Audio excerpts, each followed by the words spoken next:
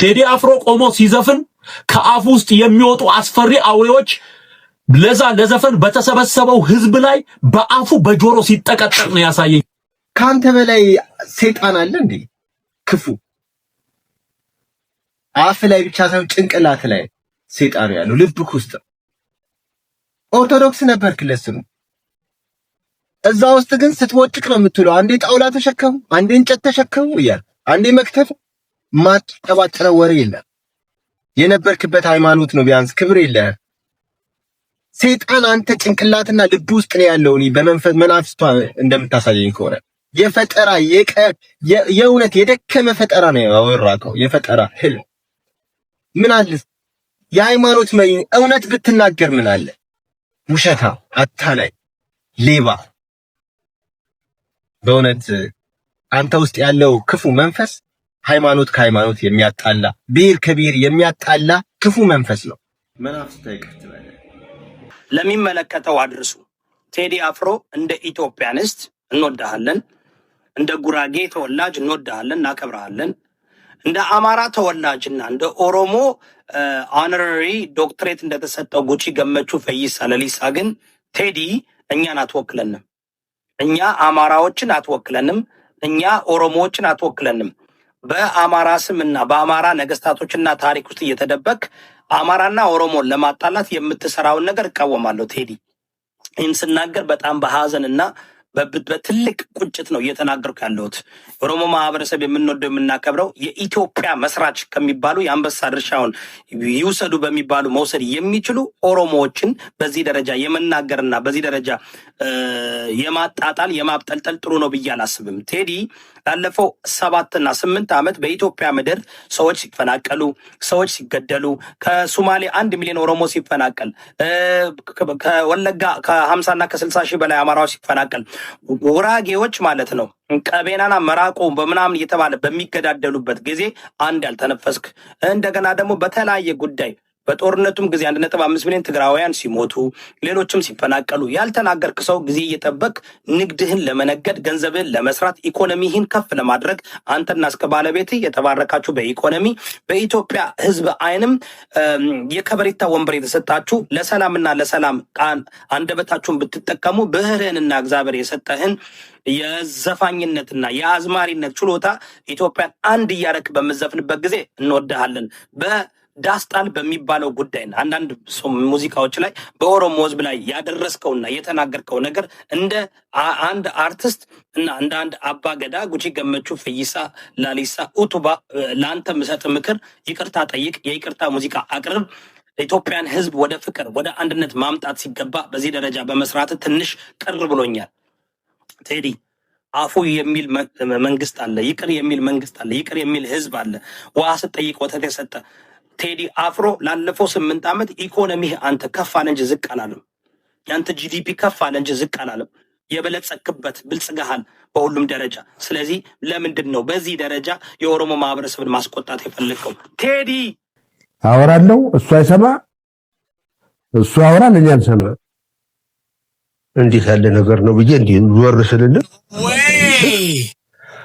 ተብርዱ የተነሳ አልኩህ የምናወራው ወሬ እዚህ አፋችን ላይ እየቀረ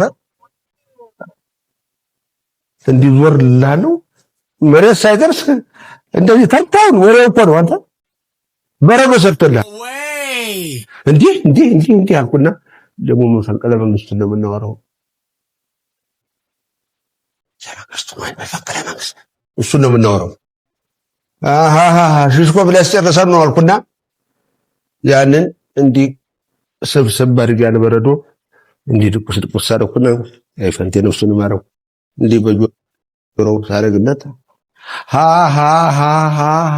እንዲህ ነው እንዲህ ያልከኝ መኮንን ብሎ አልኩ። በዛት እንዲህ ነው እንዲህ ያልከኝ መኮንን። አንድ አርቲስት አክቲቪስት መሆን ካማረው የአርቲስትነት ካባና ክብር እየወደቀ መሆኑን ማወቅ አለበት። አርቲስትና አክቲቪስት ልክ እንደ ድመትና እንደ አንበሳ ናቸው። ድመትና አንበሳ አንድ አይደሉም። በአማርኛ ዘይቤ አነጋገር ግን ድመት እንደ አንበሳ ልትባል ትችላለች። እንደ ካለ ዘይቤ ነው። እንደ አንበሳ መሆን ያማራት ድመት ግን አይጥ የማደን አምሮቷን አሽቀንጥራ መጣል አለባት። እንደ አንበሳ መሆን ያማራት አይጥ እያደነች አይሆን። አንበሳ አይጥ አያድንም። ልቧ እንደ አንበሳ ይፈልጋል፣ ውሎዋ ግን አይጥ ሰፈር ከሆነ ተለያዩ ማለት ነው። አርቲስት ይገርማቸዋል። በጣም ምርጥ አርቲስቶች ሳይቸግራቸው ይነካኩና መመለስ ያቀታቸው። ይህ ቆጥራችሁ አንዴ እዛ የተነካካ አርቲስት ያ የምታደንቁት የምትወዱት ሰው የለም አሁን። ምክንያቱም ያ ነገር ያበላሻል። ማንም ኃይል በህዝብ ድምጽ በዲሞክራሲያዊ መንገድ የመጣውን መንግስት በኃይልና በወረቀት በዘፈን ጋጋታ ሊያፈርሰው አይችልም። አቅም የለውም። አይችልም። ዘፈን ዘፍኖ ግጥም ሰርቶ አይቻልም። ቴዲ አፍሮ ሲሰድብ ይውላል። ሰውዬ ምን ነው እቺ ሩሲያ ሄዳችሁባት 90 ሚሊዮን 9 ሚሊዮን ብር እኮ በጣም አስቸጋሪ ነው። አመል ታመጣለች ታውቃለህ። ገንዘቡን ለብቻቸው የበላችሁ ለምን አርቲስቶች ለምን አላካፈላችኋቸው? ዛሬ ልጆች ለምን አልከፈላችኋቸው? ካድሬ ይባላል እሱ። ልማታዊ አርቲስት ይባላል። ልማታዊ ባለስልጣን ፕሮፌሰር ምናምን ተናገርኩ። ልማታዊ ሲባል ያ መሰል እቺ የብልጽግና እቺ ሆኖ ሰው ለምሳሌ ልማታዊ በለ ፕሮፌሰር ስለ ፕሮፌሰር የተማረ ብቻ እኮ አይደለም፣ ማጣጣላይ አይደለም። መምህር ነበርኩ አውቀዋለሁ። ዋጋው እንደሞ አልተማረም ሰው አውቃለሁ። ወፉ በምን እንደማቅ ታውቃለህ? የትምህርት ደረጃ ሲባል አንተ ለምሳሌ ፒኤችዲ ያልደረስኩም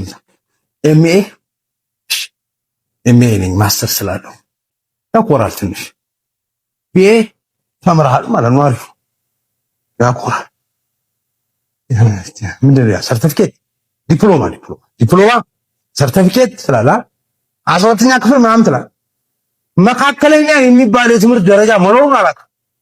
መካከለኛው ዝቅተኛ ያለው ምንድን ነው? አንደኛ የፈጣሪ ያለ መካከለኛ ማለት 6ኛ እስከ 8ኛ ክፍል ነው። 7ኛ 8ኛ ክፍል ነው እና 7ኛ 8ኛ ክፍል አቋርጠህ ነው አገር የምትጠራው። እኔ ምን የግድ መማር አለብህ ዲግሪና ማስተር መያዝ አለብህ እያልኩ አይደለም። ተዳፍሮ ምን ተምሮ ነው እዚህ ድረስ? ትምህርት ስለጨረሰ ነው አይደለም። ተዳፍሮ ጎበዝ አንባቢ ጎበዝ ግጥም ይዘፋል። አዎ ዘፈን ይሰራል። አዎ ምርጥ ልጅ ተውት። እሺ እንደሱ አርቲስት መሆን አንድ ነገር ነው። የአርቲስትነትና በመካከላቸው ያለ ሽኩቻ አለ አይደል? ፉክክር አንድ ነገር። እኔ ግራ ይገባኝ ወፊ መካከለኛ የትምህርት ደረጃ ሃይስኩል ሳይጨርስ ብልጽግናን ልትወክል ነው ልታሰድብ ነው እጩ ተወዳዳሪ ሆኖ የቀረበው? እኛ እንደ ውሻ እየተገረፍን ከወያኔ ቀን ስንቱ እየተባላን ያቋቋምነውን ፓርቲ መጫወቻ ልታደርጉት ነው?